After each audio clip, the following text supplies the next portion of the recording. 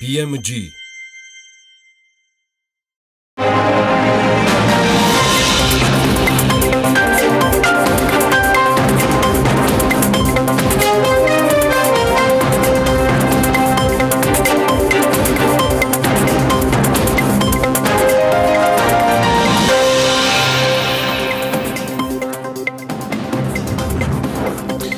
პრემიერს დაბალი სტანდარტების ავტომობილის იმპორტის აკრძალვის ინიციატივა აქვს.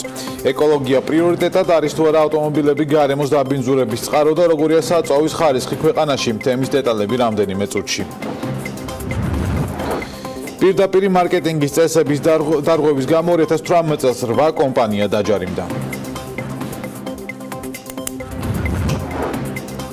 საღამომშვიდობის საქმის კურსი განაგრძობს თქვენს მუშაობას, რომელსაც ბექა ბაციკაძე გაუძღვება.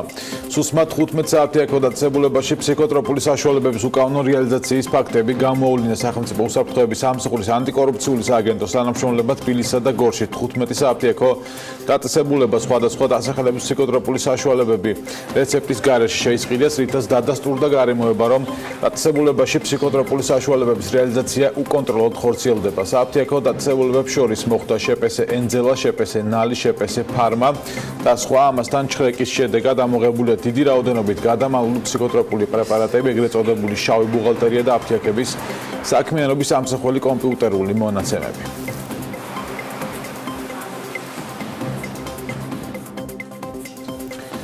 ჰაიდელბერგ ცემენტი რუსთავის ქარხნის ღუმელის გათიშვას და დედოფლის წყაროს კირის საბადოზე მოპოვების შეწყვეტას გეგმავს. ამის შესახებ განცხადება საქართველოს ცემენტის ასოციაცია ავრცელებს, მიზეზად კი ირანიდან დემპინგური ფასით პროდუქციის შემოტანას ასახელებს. განცხადებაში ასევე აღნიშნულია, რომ მაისში განხორციელებულმა ცემენტის იმპორტმა საქართველოს ბაზარზე დაახლოებით 2-3% შეადგინა, ივნისში კი 11%-მდე გაიზარდა, თუმცა ეს მაჩვენებელი უფრო მაღალიც იქნებოდა ირანული ცემენტის ყველა პარტია შესაბამისი უტყუარი წარმოშობის სერტიფიკატი რომ ჰქონდეს. საქართველოს ავტომობილების ინსპექტირების ორგანოების ასოციაცია ეკონომიკის სამინისტროს კორუფციულ გარიგებებში ადანაშაულებს, ხოლო სამინისტრო განმარტავს, რომ ის დადგენილებები და დებულებები, რაზეც ასოციაციის იურისტი აპელირებს, არარელევანტური ასოციაციის ბრალდებებთან. ელენა ჩომახი ძარკვეოდა თემის დეტალებს, ახლა შეგვიძლია ვნახოთ მისი რეპორტაჟი. საქართველოს ავტომობილების ტექნიკურ ინსპექტირებას რამდენიმე ეტაპად განახორციელებს და ქვეყანაში არსებული ყველა მანქანა 2019 წლის ბოლოსთვის იქნება შემოწმებული. სუბუქი ავტომობილებისთვის ტექნიკური შემოწმების გავლა 60 ლარი ეღირება. სატვირთო ავტომობილის ფლობელებს კი 100 ლარის გადახდა მოუწევთ. საქართველოს ავტომობილების ინსპექტირების ორგანოების ასოციაციის სტრატეგიული სამართალწარმოების მრჩეველი ლევან ალაფიშვილი გვიყვება, რომ ტექდათვალიერების ბიზნესი საქართველოში რთულ პირობებშიც კი არსებობდა და დღემდე 27 მათგანი მოვიდა. იურისტის თქმით, აღნიშნული ბიზნესი ახლა სერიოზული გამოწვევის წინაშე დგება. ფასი, აი ესე ნაჯახით დააწესეს 60 ლარი და 100 ლარი. რეგულირებადი არ არის სფერო და ფასები დაუწესეს ბიზნესს. ანუ ბიზნესმა მე რო ტექნიკათვალიერება გამიწიოს, აი მას დაუწესეს ფასი. ამაზე ვერც ძვირად და ვერც ნაკლებად ვერ გაუწევ ლევანს მომსახურება. ეს არ არის რეგულირებადი. ადგა და დაუწეს. ეგ პირველი ანტიკონსტიტუციური. ალაფიშვილის თქმით, ეკონომიკის სამინისტრო კორუფციულ გარიგებებს დებს კონკრეტულ კომპანიებთან და უხეშად არღვევს კანონს, რომელიც დღემდე მოქმედებს საქართველოში. ორი კანონით, ერთი კანონით არა, ორი კანონით აკრედიტაციის უფლებამოსილება პროცესის, პროცედურების დაწყების და აკრედიტაციის გაცემის. აქვს მხოლოდ და მხოლოდ აკრედიტაციის ცენტრს და არა ეკონომიკის სამინისტროს. აკრედიტაციის ცენტრს აქვე მაქვს ეგეც. განსაზღვრული აქვს 4 წელი. კანონით ანუ 4 წელია განსაზღვრული. ეკონომიკის სამინისტროს საერთოდ უფლება არ აქვს, არაფერში, მაგრამ 10 წელი გამოაცხადა. იურისტი საქმის კურსთან საუბარში ამბობს, რომ მისი და ასოციაციის ერთადერთი მიზანია ზემოთხსენებული კორუფციული სქემა შესაბამისი ორგანოების შესწავლისა და გამოძიების საგანი გახდეს, რადგან ეკონომიკის სამინისტრო ჩაკეტილ სისტემას ქმნის, რომელშიც მისი ინტერესის წილი ძალიან მაღალია. კანონმა ეს გახლავთ საგზაო მოძრაობის შესახებ და ეს გახლავთ პროდუქტის უსაფრთხოების შესახებ კოდექსი. ანუ ორმა კანონმა ეს უფლებამოსილება მიანიჭა აკრედიტაციის ცენტრს და ეკონომიკის სამინისტროს ამის უფლება არ აქვს და ამის საპირისპიროდ ეკონომიკის სამინისტრო არათუ შერჩევას აცხადებს, არამედ ამისთვის ითხოვს თითოეულ ლოტზე 750.000 ლარი გადამიხადეთო. კომპანია დაჯი ტექდათვალიერების ბაზარზე 1999 წლიდან პოზიციონირებს. როგორც დამფუძნებელი გვიყვება, მისი ბიზნესი ყოველწლიურად ვითარდებოდა და ფართოვდებოდა. დავით კვანტიძის განმარტებით 2017 წელს გამოიცა დადგენილებები, რომლის მიხედვითაც საჭირო გახდა მის კომპანიას ეკონომიკის სამინისტროსთან გაეფორმებინა კონტრაქტი, რომელიც ბიზნესის გაფართოების მიმართულებით გარკვეულ ვალდებულებებს ითვალისწინებდა.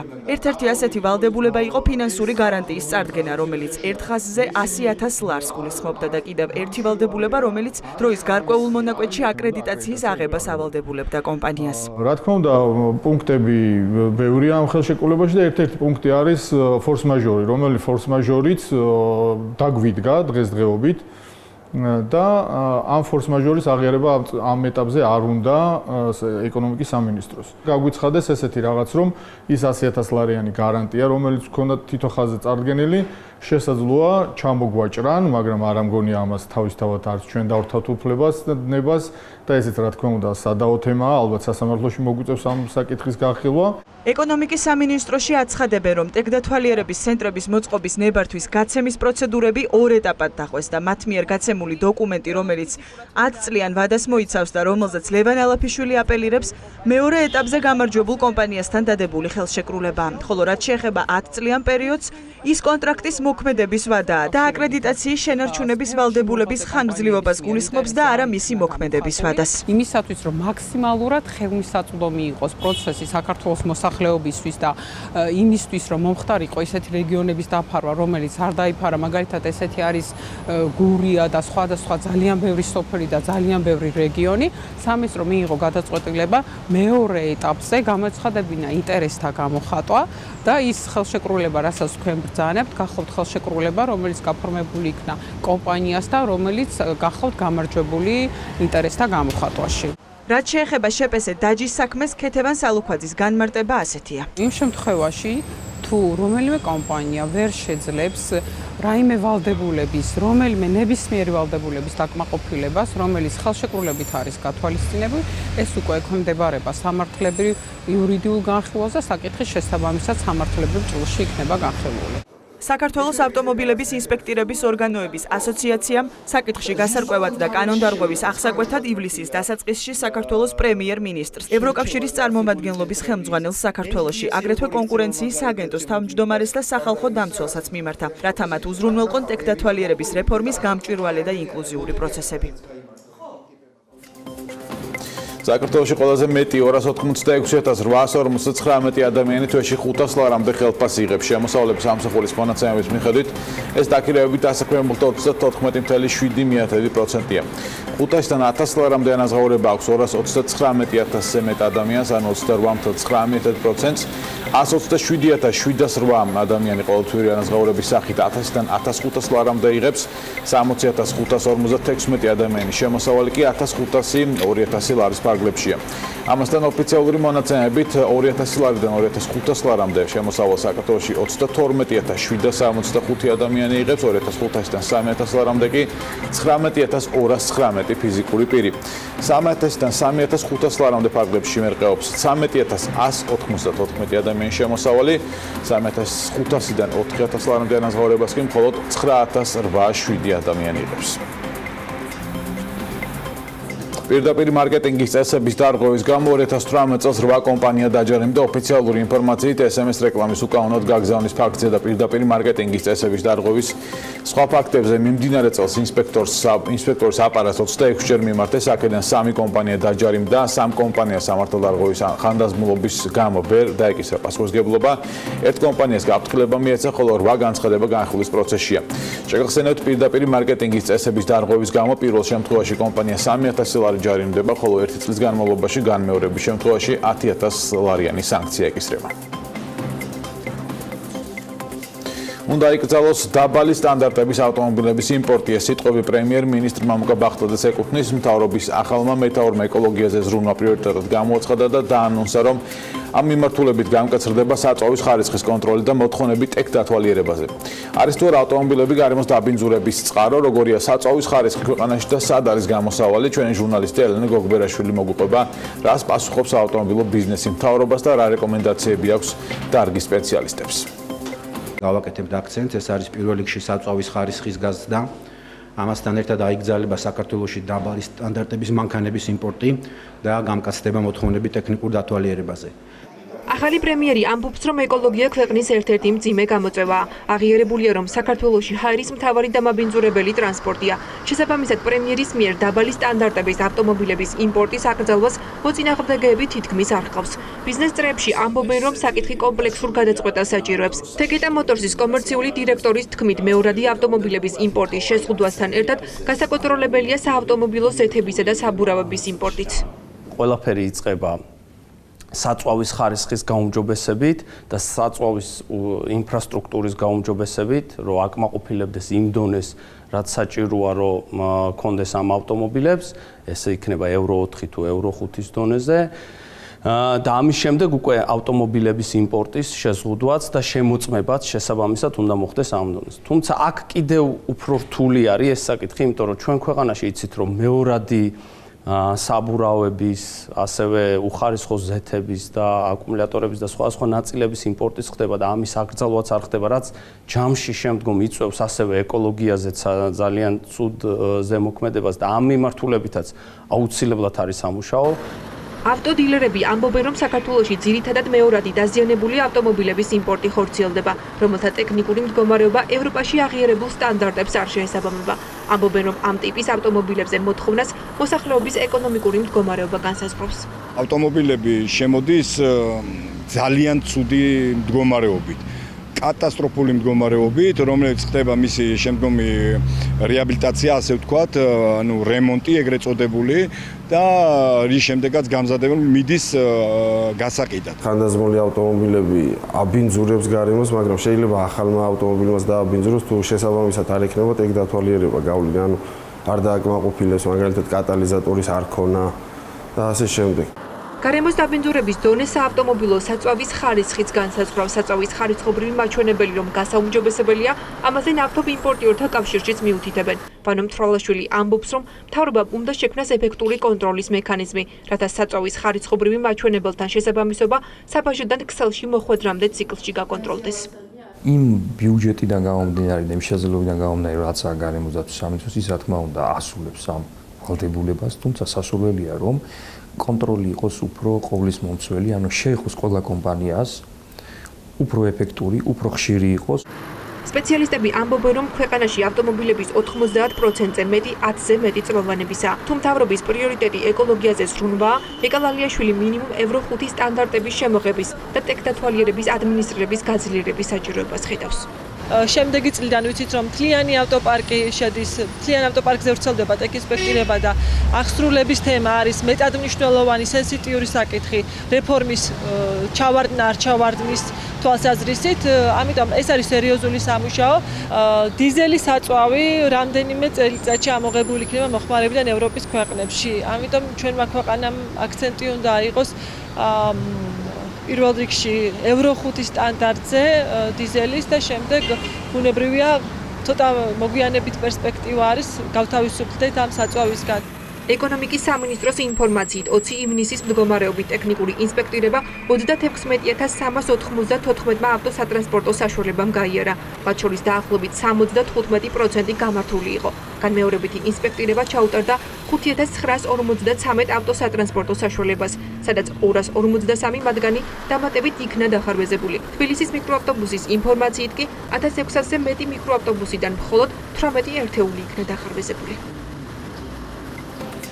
წარმოებლებს ელექტრონული ნარჩენების გადამუშავების ვალდებულება 2019 წლიდან ექნებათ. როგორ და რა სქემით მოუწევს ნარჩენების გადამუშავება ბიზნესს, ჯერ საბოლოო გადაწყვეტილება მიღებული არ არის, თუმცა პროექტის ავტორები ვარაუდობენ, რომ ნარჩენების რეციკლირებამ შესაძლოა პროდუქციის ღირებულება 3-დან 5%-მდე გააძვიროს. სალოე მეცხვარიშვილი არკვევდა დეტალებს. კომპიუტერები, პლანშეტები, მობილური ტელეფონები, ტელევიზორები. ვარგისიანობის ვადის გასვლის შემდეგ ეს ტექნიკა საქართველოში ჩვეულებრივ ნაგავსაყრელზე იყრება. შედეგად ისეთი ტოქსინები, როგორიცაა ტყვია, დარიშხანი, ვერცხლისწყალი, გარემოში ინაცვლებს, მას აბინძურებს და ადამიანის ორგანიზმში ხვდება. 2019 სავარაუდოდ ბოლო წელი იქნება, როდესაც მსგავსი ტიპის ნარჩენები ჩვეულებრივ ნაგავსაყრელზე მოხდება, რადგან საქართველომ ევროკავშირთან ასოცირების ფარგლებში აიღო ვალდებულება ელექტრონული ნარჩენების შეგროვება და უსაფრთხოდ განთავსება უზრუნველყოს.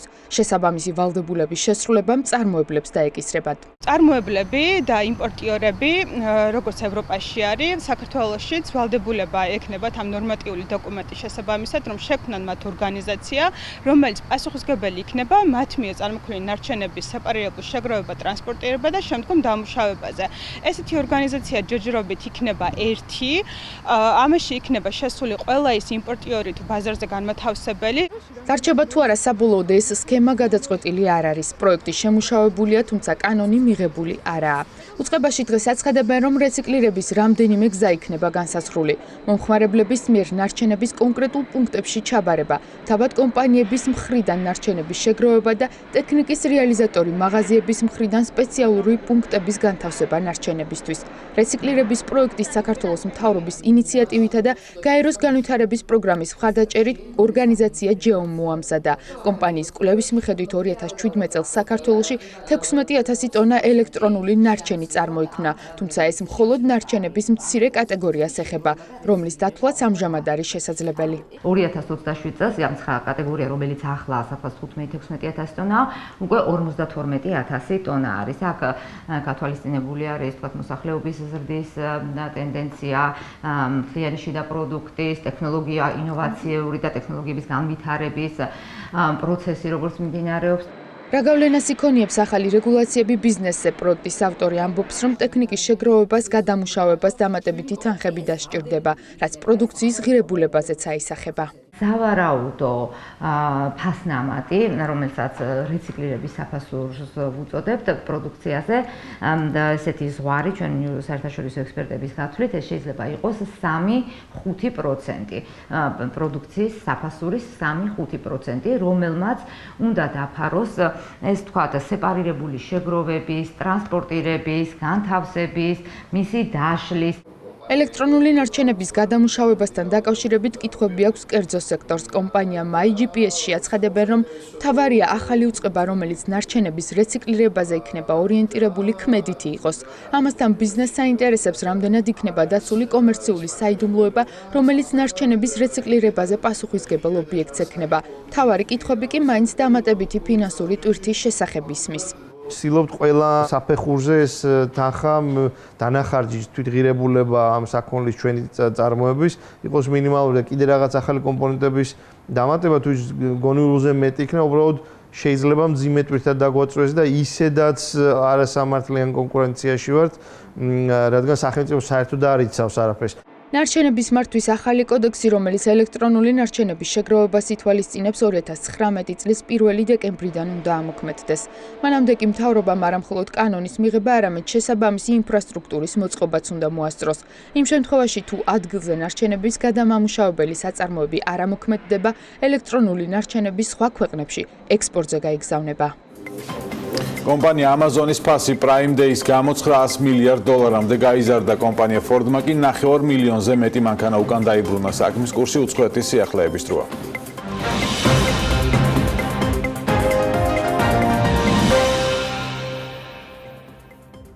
Amazon Prime-ის დღეს მხოლოდ ვებგვერდზე მომხმარებლებმა $4.2 მილიარდი დახარჯეს. ეს მონაცემი შარშანდელთან შედარებით 33%-ითაა გაზრდილი.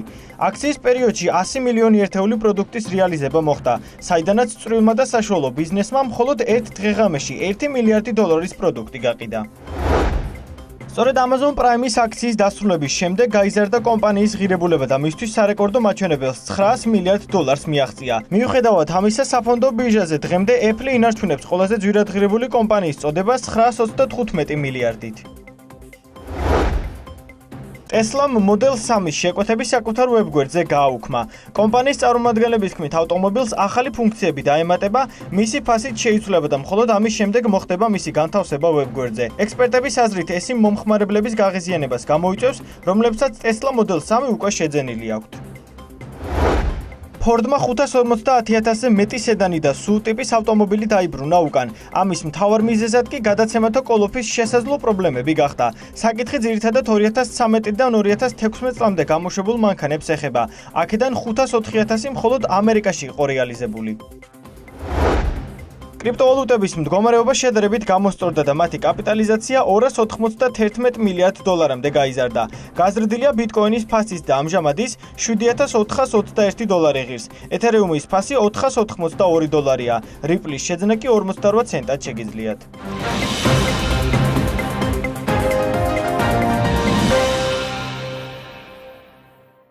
საქმის კურსი BMG-სა და ინფრასტრუქტურის მშენებელთა ასოციაციის ერთობლივი რუბრიკით გაგრძელდება. ანანო გომართელს დღეს ტრადიციულად საინტერესო სტუმრები ეყოლება, რომელსაც უთმობთ ეთერს. საღამოშიდობისა ბექა 2017 წელს ჩამოყალიბდა მშენებლობის ინსპექტირების აკრედიტირებულ პირთა ასოციაცია, რომელიც ამ ეტაპზე 5 აკრედიტირებულ ინსპექტირების ორგანოს აერთიანებს. ჩემი დღევანდელი სტუმრები არიან ასოციაციის გამგეობის თავმჯდომარე დიმიტრი მხეიძე და გამგეობის წევრი მალხაზ წიქარიშვილი. ასოციაციის მისი მიზნების და საქმიანობის შესახებ ისაუბრებენ ჩემი სტუმრები. საღამოშიდობისა ბატონებო, მოგესალმებით, მადლობას გიხდით მობრძანებისთვის. თავდაპირველად თუ შეიძლება მოგვიყევით ასოციაციის შესახებ, რა იყო მისი შექმნის იდეა, რა არის მიზანი თქვენი და ასევე როგორც ვიცი, ყველა ის კომპანია, რომელიც შედის ასოციაციაში, არის აკრედიტირებული საექსპერტო ორგანო. თუ შეიძლება, რომ აი ამასთან დაკავშირებით მოვუყვეთ მაყურებელს. მოგესალმებით. ესე იგი, პირველ რიგში მინდა გითხრათ, რომ ეს არის საერთაშორისო სტანდარტის 17.0-ის ინსპექტირების ორგანოებისთვის შესაბამისად აკრედიტებული ინსპექტირების ორგანოები, რომელ აკრედიტაციასაც ატარებს ეკონომიკის სამინისტროს აკრედიტაციის ეროვნული ცენტრი. და რას გულისხმობს აღნიშნული აკრედიტაცია? ეს გულისხმობს, რომ მენეჯმენტის სისტემა, ორგანიზაციის, მისი პერსონალი, მისი საშუალებები შეესაბამება საერთაშორისო სტანდარტის მოთხოვნებს ინსპექტირების ორგანოებისთვის. ასოციაციაში შევდივართ ჩვენ, ესე იგი, ოპტიმალ გრუპ პლუსი, მშენ ექსპერტი, საინჟინრო მონიტორინგის ჯგუფი, საქექსპერტიზა და აუდიტ ესკორტი ამ ეტაპზე, თუმცა ჩვენი ასოციაცია ღია ახალი წევრებისთვის, თუ მათ აქვთ გავლილი ინსპექტირების ორგანოებისთვის აკრედიტაცია და დააკმაყოფილებენ აგრეთვე ჩვენი ასოციაციის წესდების მოთხოვნებს, ღია ვართ, რომ გავფართოვდეთ და მეტი წევრები მივიღეთ. და ინსპექტირების რა სფეროებს მოიცავს თქვენს ასოციაციაში შემავალი კომპანიების საქმიანობა? მოგესალმებით, მივესალმებით თქვენს მაყურებელს.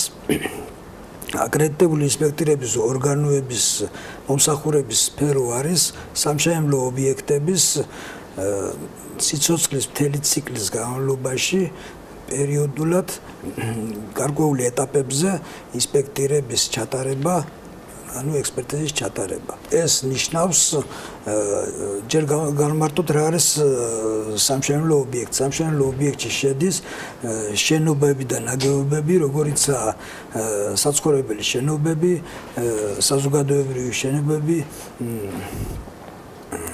ხიდები, გვირაბები. აი რომ გავხადოთ, ჩვენს გვაინტერესებს ალბათ მაყურებელს და მოსახლეობასაც, მათთვის ცხადი, თუ რისთვის არის ეს საჭირო, თქვათ რას უკეთებს სახელმწიფოს სამშენებლო კომპანიას და აი ეს ინსპექტირება საბოლოო ჯამში რა შედეგამდე მივყავართ ამას, აი რა სარგებელი მაქვს? საერთაშორისო პრაქტიკით თითქმის ყველა ობიექტს, ყველა შესასრულებელ პროექტს მოყვება თავისი ტექნიკური ზედამხედველობის კომპონენტი. რაც იმას ნიშნავს, რომ პროექტირებიდან ექსპლუატაციაში მიღებამდე მთელ ამ პერიოდში ხდება ტექნიკური ზედამხედველობა, დაკვირვება, მონიტორინგი ყველა პროცესში. ანალოგიურად ვითარდება დღესდღეობით საქართველოში ერთ-ერთი პროექტი, რომელიც 2017 წელს გამოცხადდა მთავრობის მიერ რეგიონალური ტექნიკური ზედამხედველობის გაწევა იმ ინფრასტრუქტურულ პროექტებზე, რომლებიც 50,000 ლარზე ზემოთ ღირს მათი სამშენებლო ღირებულება. ხოლო რაც შეეხება 50,000 ქვემოთ ღირებულებას, თვითონ მუნიციპალიტეტის ზედამხედველები ახორციელებენ. ახლა რას გულისხმობს ეს პროექტი? ეს პროექტი გულისხმობს პროექტირების სტადიიდან მშენებლობის პროცესის დაკვირვებას და მიღებული პროდუქტის ხარისხის კონტროლს თავისი ფინანსური მხარიდან გამომდინარე.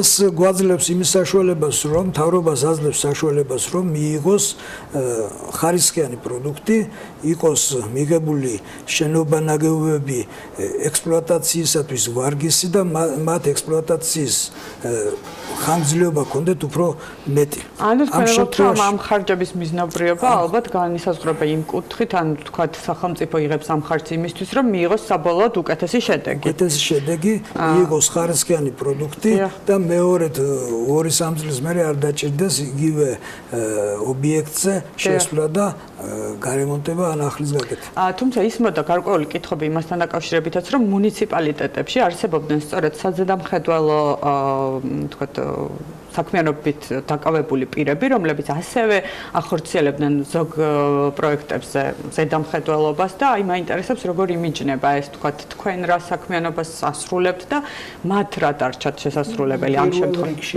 თქვათ ესე რომ პროექტების ექსპერტიზის კვალიფიკაცია არ ქონდათ მუნიციპალიტეტის თანამშრომლებს და ზოგი პროექტი ექსპერტიზა კეთდებოდა გარემოზიდული ძალებით, ან სამხარაულის ან აკრედიტებული პირების მიერ, როგორც ჩვენა ვართ, ხოლო ის მუნიციპალიტეტის შესაბამისი სამსახურები მხოლოდ ეწეოდნენ ზედამხედველობას პროცესის, ანუ ტექნიკურ ზედამხედველობას.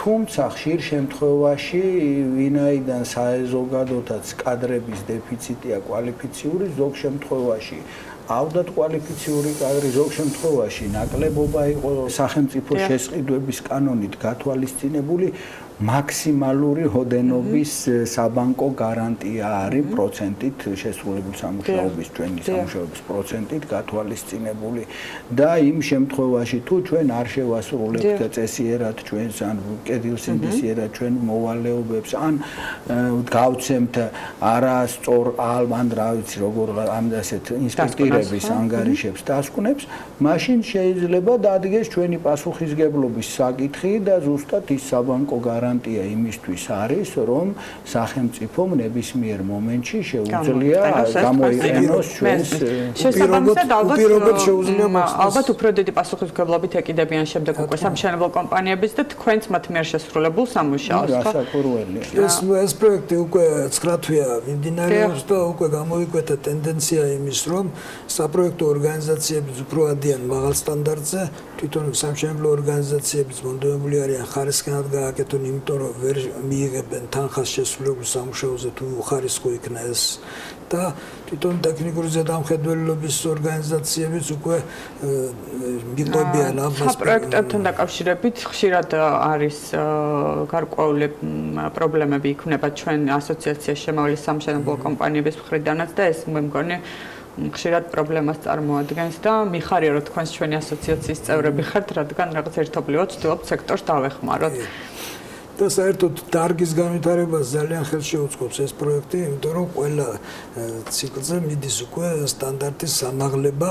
როგორც ვიცით, თქვენს ასოციაციის პრეზენტაციაზე თქვენ თანამშრომლობთ სწორედ საერთაშორისო ორგანიზაციებთან და მათი წარმომადგენელიც იყო ჩამოსული ინსპექტორების ორგანოს საერთაშორისო აღარ მახსოვს ზუსტი დასახელება ამ ორგანოსზე. დიახ, შემოდგომაზე ჩვენ მქონდა ასოციაციის პრეზენტაცია და გამოხმაურება საერთაშორისო დონეზე და ევროპის უმსხვილესი გაერთიანება ძალიან მსხვილი ინსპექტირების და სერტიფიცირების ორგანოების არის ესეთი CEOC და მისი გენერალური მდივანი დაესწრო, რაც აგრეთვე ევროპის და მხრიდან დიდი ინტერესის მაჩვენებელია.